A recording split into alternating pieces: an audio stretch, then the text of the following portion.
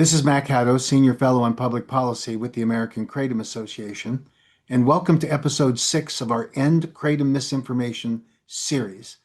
In this episode, we're going to answer a very important question. When a coroner or a medical examiner says it's a kratom death, is that the final say? The answer may shock many who are listening to this video. The answer is emphatically, absolutely not. Medical examiners may not have the time, expertise, or the equipment to do the testing that is needed in order to get to accurate conclusions. Coroners, many of them who are elected, may have no specific expertise at all. What I'm describing is not an attack on any family who has been told kratom was responsible for the death of a loved one. When a family loses someone they love, no one should dismiss their grief. No one should mock it. No one should belittle it. And no one should pretend that a grieving parent, spouse, sibling, or child is acting in bad faith when they believe kratom played a role in the death of someone that they loved. The American Kratom Association does not challenge the sincerity of families who believe their loved one died because of kratom use. But we do challenge something very different.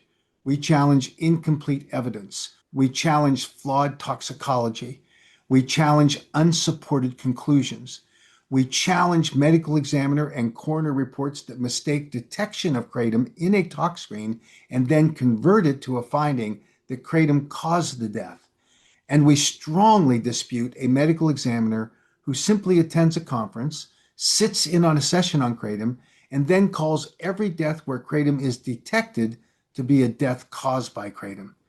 And we challenge FDA officials and health agencies when they use these flawed reports to make sweeping, false claims about natural kratom leaf products.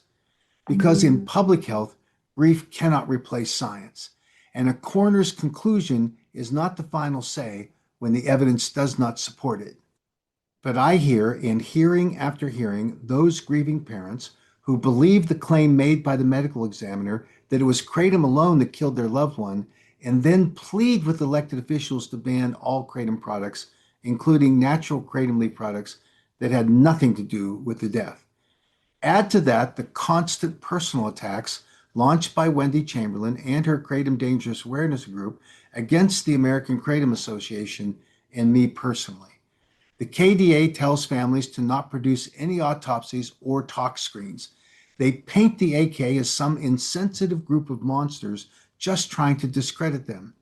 That is not accurate in any way. Wendy and the KDA members want to tell their personal agonizing stories of lost family members and do not want anyone to challenge those emotionally charged narratives. That's what we have termed, quote, weaponizing grief, unquote, because local and state officials are drawn to these deeply personal stories. We seek only to ensure that the cause of death is properly identified and that public policy on kratom protects legal access to safely formulated, properly labeled, age-restricted, and that those enforcement of the regulations occurs. So where did the false kratom death hysteria start, and what should be done about it now? Let's start with the Krypton mistake. There were 9 deaths that changed policy and set us on a path to normalizing misinformation about kratom. The truth is, in 2009, Sweden reported a cluster of 9 deaths over a 12-month period that they attributed to a kratom powder product sold on the internet under the name Krypton. Every one of those deaths was classified by medical examiners as a kratom overdose. That claim had enormous consequences in public policy. The report spread across Europe. Countries enacted bans on kratom because of that. Those 9 deaths also caught the attention of regulators here in the United States. The FDA began warning public officials about kratom, and from 2009 to 2016, 6 states moved to ban kratom products based on the idea that the deaths in Sweden proved that kratom was deadly. But then researchers took a closer look, and what they found should have stopped the anti-kratom narrative in its tracks. In 2011, forensics researchers published their analysis in the Journal of Analytical Toxicology, where they found and reported that Krypton product was not just kratom leaf. Krypton, in these cases, contained O-desmethyltramadol, a potent opioid An active addition of O-desmethyltramadol to powdered kratom leaves caused those deaths. That means the original story was wrong. These were not natural kratom leaf overdose deaths. They were deaths involving an adulterated product spiked with a dangerous opioid. But here's the most disturbing part of the story. Even after the truth came out in a peer-reviewed published article, the FDA continued to use those deaths as evidence against kratom natural leaf products. In 2016, the DA published their notice of intent to place metrogenine and the trace amounts of 7-hydroxymetrogenine occurring in the natural plant leaves into Schedule 1 and cited a cluster of 9 deaths in Sweden involving krypton as a part of the government's argument that kratom posed a serious public health threat. Then, in 2018, the FDA death claims still included the Swedish krypton deaths, even though independent scientific review had already shown the deaths involved O-desmethyltramadol adulteration. The FDA did not care. Dr. Jane Babin, an expert forensic toxicologist and attorney, did a review of all of the FDA death data and determined the FDA work was shoddy and based on poor scientific work. That is not science. That is regulatory tunnel vision.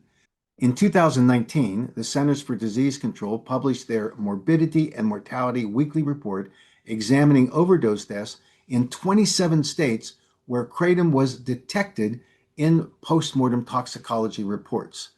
The headline that followed was quickly weaponized: 91 deaths caused by kratom.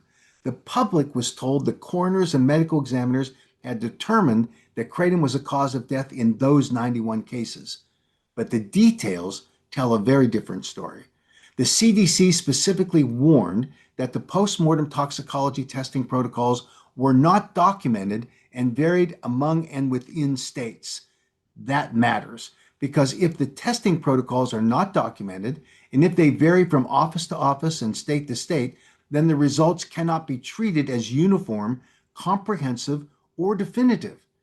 But only 7 of those 91 cases had kratom as the only substance detected on the postmortem toxicology report. And even there, the CDC specifically warned that the presence of additional substances could not be ruled out. The CDC also reported that multiple substances were detected in almost all kratom positive and kratom involved deaths. Fentanyl was the most frequently identified co-occurring substance.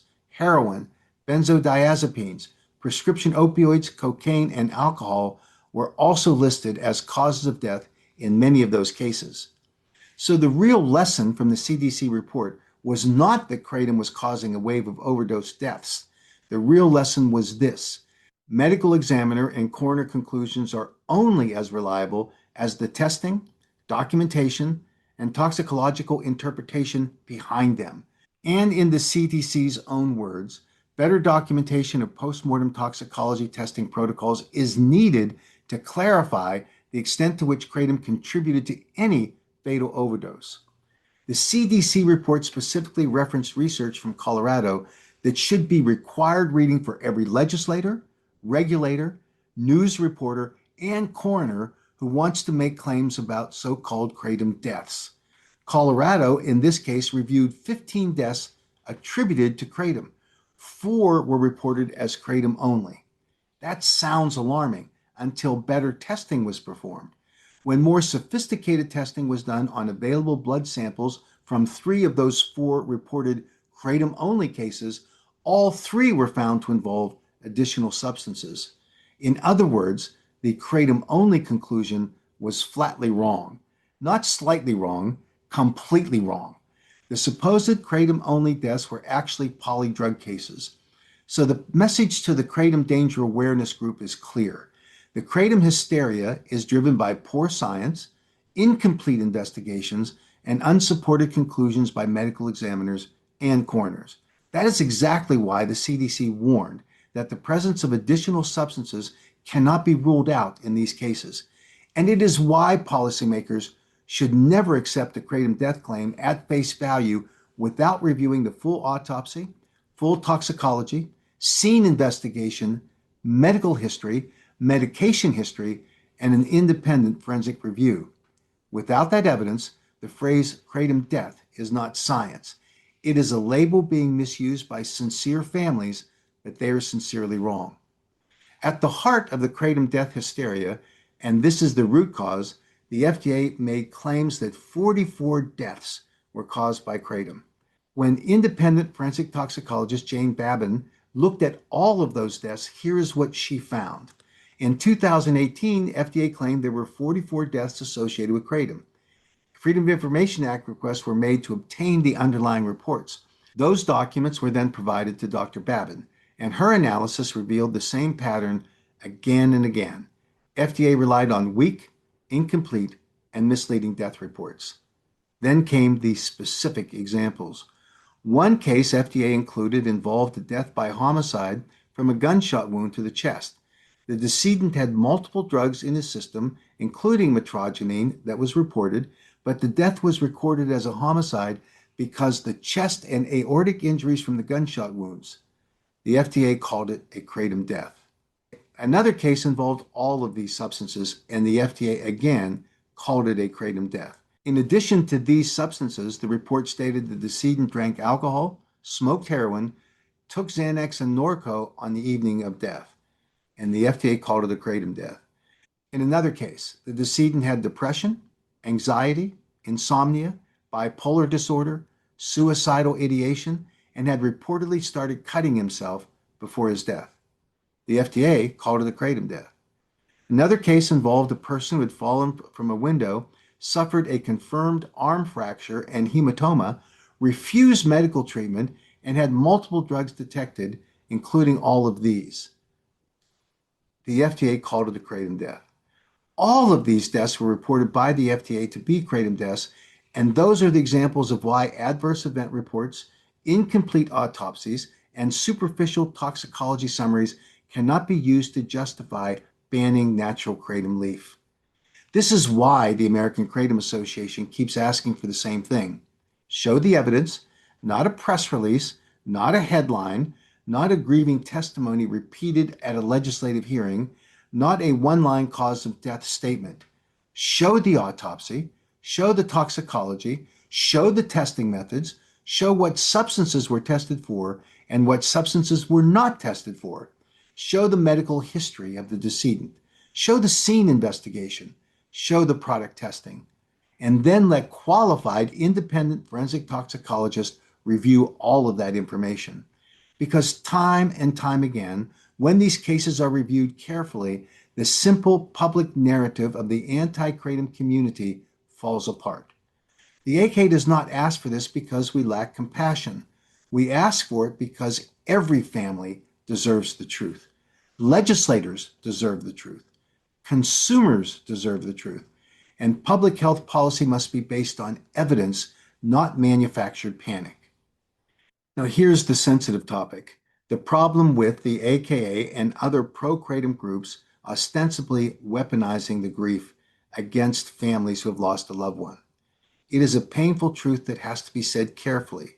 Some anti-kratom organizations and activists repeatedly bring grieving families before city councils, state legislatures, and regulatory boards to tell deeply emotional stories about loved ones they believe died from kratom.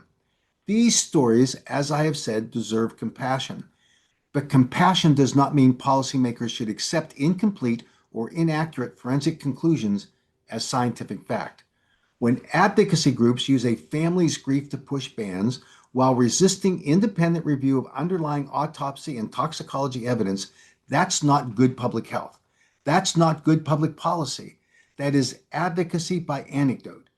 And when the same flawed death reports are repeated again and again in state after state, even after similar claims have been discredited, that becomes a misinformation campaign. If a death was truly caused by kratom, an independent review would confirm it. If the evidence is weak, incomplete, or points to polydrug intoxication, adulteration, suicide, homicide, underlying disease, or another cause entirely, then families and lawmakers deserve to know that too. Truth is not disrespect. Truth is respect. So what do we do when truth gets trashed by false reports on kratom deaths? The consequences of these mistakes are enormous. The Krypton mistake helped fuel bans in Europe and influenced U.S. regulators. It led to 6 states banning kratom in that time period. The 2016 DEA scheduling notice relied in large part on death reports that included the Swedish Krypton cluster, even though the key scientific issue was adulteration with O-desmethyl tramadol. The 2019 CDC report was widely misreported as proof that kratom caused nearly 100 overdose deaths, even though CDC's own data showed kratom was usually found with multiple other substances and the toxicology protocols were not documented and varied among jurisdictions. The FDA's 44 death claim was repeated across the country, even though Dr. Babin's review showed examples including homicide, suicide, heroin and benzodiazepine intoxication, falls, prescription drug combinations, and krypton adulteration. These errors do not stay in academic papers. They become headlines. They become talking points. They become testimony, and they become bans. And they distract regulators from the real public health priority, enforcing strong manufacturing standards, stopping adulteration, banning dangerous synthetic and chemically manipulated 7-OH products, protecting consumers through science-based regulation. So here's the bottom line. Is a coroner's conclusion the final say? When a coroner or medical examiner says a death was caused by kratom, is that what we're going to rely upon? No, it is just the beginning of the inquiry. It is an hypothesis that must be tested against the evidence. There are numerous protocols that have to be followed to arrive at a legitimate finding for kratom causing a death on its own. To date, there are none. The American Kratom Association will continue to stand with science. We will continue to support responsible regulation of natural kratom leaf products. We will continue to call for strong action against dangerous adulterated products and chemically manipulated 7-OH opioids. And we will continue to demand that public officials, medical examiners, coroners, and the FDA stop turning incomplete evidence into false conclusions, because families deserve better, consumers deserve better, and public health deserves the truth. Thank you for joining us on this journey to end kratom misinformation, and stand by for our next episode.